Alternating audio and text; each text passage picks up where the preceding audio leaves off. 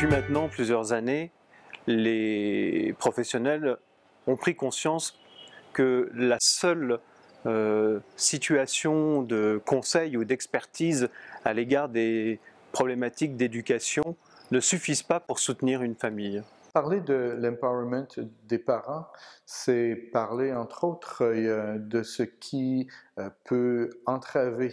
leur participation aux décisions qui sont importantes dans leur vie et décisions aussi qui concernent leur enfant. Il est aujourd'hui pertinent de soutenir la participation des familles elles-mêmes à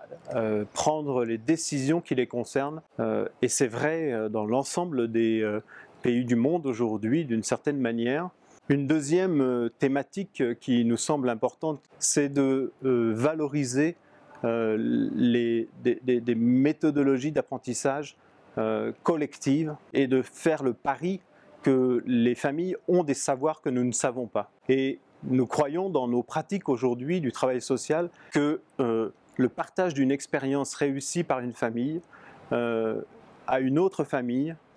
permet certainement à une famille de s'en emparer, de pouvoir la valoriser pour elle-même dans son propre modèle familial. Donc les apprentissages ici, ce ne sont pas des apprentissages qui viennent de l'extérieur pour venir remplir des parents que l'on considère comme étant vides de ces leçons, mais c'est davantage à travers les choses que ces parents savent déjà, comment ils peuvent enrichir leur vision du monde, leur conception des besoins de leur enfant, leur conception de leurs responsabilités à l'égard de ces enfants, et aussi leur compréhension du monde dans lequel ils évoluent. Un autre aspect aussi qui est très important à l'intérieur de ce type d'action, c'est le soutien à l'expression personnelle, l'expression de l'expérience que les gens font de leur vie, de l'expérience qu'ils ont de leurs relations interpersonnelles, de l'expérience qu'ils ont de leur vie à l'intérieur de la communauté dans laquelle ils évoluent à tous les jours. Et puis, nous sommes assez déterminés aussi à envisager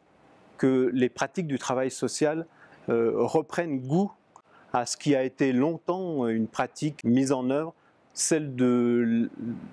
groupe, du collectif. Nous savons que le partage d'expériences entre parents est facteur de plus grandes innovations pour chacune des familles qui participent à ces échanges. Il ne s'agit pas d'opposer la dimension individuelle de l'accompagnement de la dimension collective de l'accompagnement, mais de permettre des alternatives et de ne pas simplement accompagner une famille sans jamais